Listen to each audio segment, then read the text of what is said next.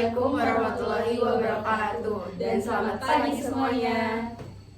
Di sini kami akan membahas tentang materi pemanasan global. Nah, perkenalkan kami dari Sekolah SMA Negeri 1 Bontang, tepatnya di kelas 11 IPA 2 dari kelompok 3. Saya Desia Yudaningsih. Saya Gita Destia Putri. Saya Cynthia Destia Fadila. Dan saya Putri Nabila.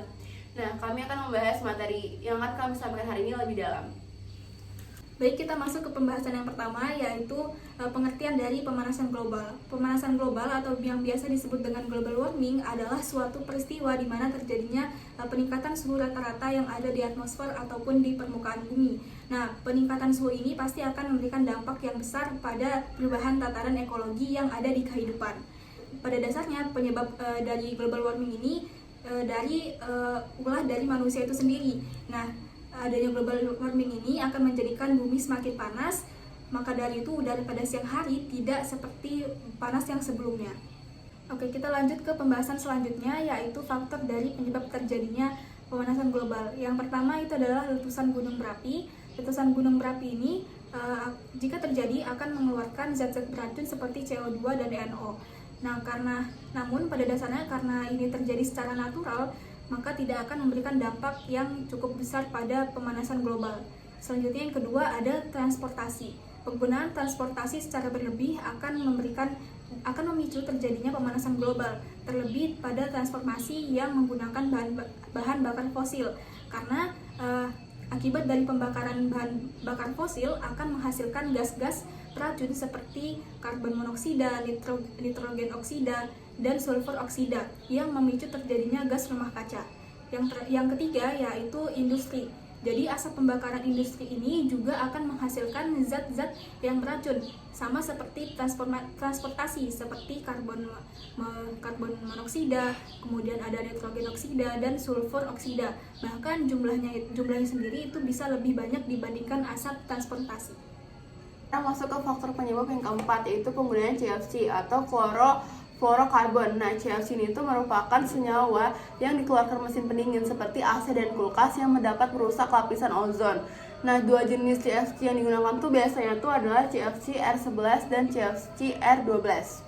Sekarang ini masuk ke faktor penyebab yang kelima, yaitu pembuangan sampah dan limbah. Nah, pembuangan sampah dan limbah adalah proses di mana bahan-bahan yang tidak diperlukan atau tidak diinginkan, seperti sampah rumah tangga, terus sampah limbah industri, sisa-sisa makanan yang dibuang ke tempat pembuangan akhir yang sesuai atau diproses untuk digunakan kembali. Sekarang yang faktor keenam, yaitu penyebabnya itu karena penebangan hutan. Nah, penebangan hutan ini itu adalah aktivitas manusia yang mengurangi jumlah pohon dan vegetasi secara signifikan. Nah, dari perspektif fisika, penebangan hutan dapat mempengaruhi iklim lokal dan global. Nah, sekarang masuk ke faktor penyebab yang ketujuh, yaitu boros penggunaan listrik. Nah, boros penggunaan listrik itu juga termasuk salah satu faktor penyebab dari pemanasan global, karena ini tuh disebabkan oleh ketidakseimbangan antara kebutuhan energi listrik dan penggunaannya yang berlebihan.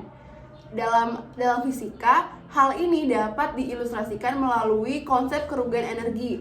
Konsep kerugian energi adalah ketidakmampuan sistem untuk mempertahankan semua energi yang dihasilkan dalam bentuk kerja, dan sebagian kecil energi akan hilang sebagai panas. Nah, sekarang ini masuk ke faktor yang ke-8, yaitu efek rumah kaca.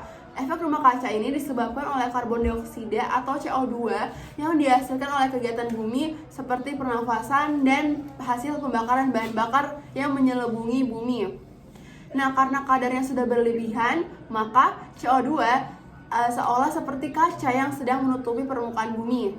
Nah, sekarang masuk ke faktor penyebab yang ke-9, yaitu efek umpan balik. Nah, umpan balik di sini tuh contohnya tuh adalah penguapan air. Proses pemanasan selain menghasilkan karbon dioksida juga menghasilkan uap air. Contohnya seperti reaksi pembakaran hidrokarbon. Semakin banyak pemanasan yang terjadi akibat efek rumah kaca, karbon dioksida semakin melimpah uap airnya yang membumbung ke atmosfer. Nah, uap air sendiri itu ternyata itu memberi efek seperti rumah kaca, terus seperti juga gas CO2. Pemanasan yang terus terjadi itu menambah jumlah uap air secara terus-menerus hingga akhirnya tercapai keseimbangan konsentrasi uap air.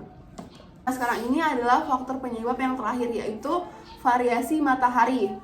Variasi matahari dipengaruhi oleh siklus matahari 11 tahunan atau siklus bintik merah. Nah, selain fluktuasi-fluktuasi lainnya yang tidak periodik, ada dugaan bahwa adanya variasi matahari disebabkan oleh umpan balik dari awan yang telah memberi andil dalam pemanasan saat ini. Nah, penyebab pemanasan global itu karena variasi matahari ini adalah dengan pemanasan akibat efek rumah kaca, yaitu pada variasi matahari terjadi peningkatan aktivitas matahari. Kita lanjut ke dalam dampak positif. Yang pertama itu adalah potensi yang lebih tinggi pada hasil pertanian di daerah yang terletak pada posisi lintang tengah. Yang kedua yaitu potensi penambahan kayu global pada hutan yang dikelola dengan baik dan benar. Peningkatan ketersediaan air untuk polusi pada beberapa wilayah yang relatif kering, sebagai contoh di bagian wilayah Asia Tenggara. Yang ketiga yaitu pengurangan angka kematian pada musim dingin pada bumi di belahan lintang tengah dan lintang tinggi.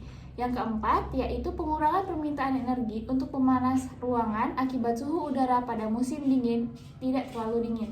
Kita lanjut ke dalam dampak negatif pemanasan global. Yang pertama yaitu adalah kebakaran hutan. Kenaikan suhu udara yang tinggi dapat memicu terjadinya kebakaran hutan. Hal ini akan membuat hutan menjadi gundul serta asap yang dihasilkan akan mencerna air, tanah, dan udara. Selain itu, asap yang dihasilkan juga dapat mengganggu kesehatan. Yang kedua, mencairnya es di kutub. Naiknya suhu di udara dan di dalam laut akan membuat es di kutub-kutub mencair. Mencairnya es-es tersebut akan meningkatkan volume air laut. Tiga yaitu adalah kabut asap. Pemanasan global akan meningkatkan suhu di permukaan bumi, memicu terjadinya kekeringan, dan memicu terjadinya kebakaran hutan. Hal tersebut akan menimbulkan kabut asap yang sangat berbahaya bagi kesehatan bahkan kematian. Terakhir yaitu adalah krisis air bersih. Karena pemanasan global, sumber-sumber air di dalam tanah akan menguap. Selain itu, sumber-sumber air tersebut juga akan tercemar hingga krisis air bersih tidak dapat dihindari. Jadi kita masuk ke perbedaan greenhouse dan rumah kaca. Greenhouse atau rumah kaca diperuntukkan bagi tanaman untuk tumbuh dan berkembang biak dalam lingkungan yang terkontrol dan aman. Nah, greenhouse ini menggunakan kaca atau plastik transparan sebagai bahan atap dan dindingnya, sehingga memungkinkan cahaya untuk masuk dan memanaskan udara di dalam greenhouse. Hal ini terjadi karena kaca atau plastik transparan ini mampu menahan radiasi panjang infrared yang dapat memantulkan kembali sebagian besar radiasi tersebut ke dalam greenhouse. Sedangkan rumah kaca dirancang untuk menangkap dan mempertahankan panas di dalamnya. Biasanya digunakan untuk penelitian atau percobaan ilmiah atau untuk memanfaatkan sinar matahari sebagai sumber energi panas. Rumah kaca pada umumnya terdiri dari kaca atau plastik transparan sebagai penutup atap dan dindingnya. Tapi dalam rumah kaca, sinar matahari dapat diblokir oleh bahan yang dimaksudkan untuk memantulkan kembali lebih banyak sinar matahari dan memperkuat efek rumah kaca. Namun kedua kasus ini, prinsip kerja yang mendasar adalah hampir sama, namun perbedaan antara keduanya itu ada pada fungsinya di dalam dunia pertanian dan keperluan pertanian. Yang terakhir kita masuk ke usaha untuk mencegah pemanasan global. Yang pertama ada menghemat energi, yaitu dengan mematikan perangkat elektronik saat tidak terpakai, terus menggunakan transportasi umum dan sepeda, mengurangi kendaraan bermotor.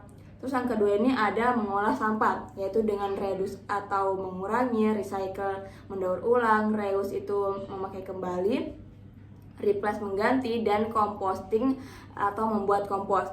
Nah, ketiga ini ada menjaga hutan, yaitu dengan tidak menebangi pohon, reboisasi, menanam pohon dengan kualitas bibit yang bagus. Nah, yang terakhir ada memanfaatkan energi terbarukan. Apa sih energi terbarukan itu? Jadi, energi terbarukan itu sumber energi yang tersedia oleh alam dan bisa kita manfaatkan secara terus-menerus. Contohnya itu ada lampu matahari. Jadi kami di sini akan menjawab pertanyaan kelompok dari kelompok 4, 5, dan 6. Pertanyaan pertama yaitu, apa yang terjadi jika pemanasan global tidak dapat dikendalikan? Jadi jawaban dari kami yaitu jika pemanasan global tidak dapat dikendalikan, maka akan meningkatkan suhu di permukaan bumi, memicu terjadi kekeringan dan juga kebakaran hutan.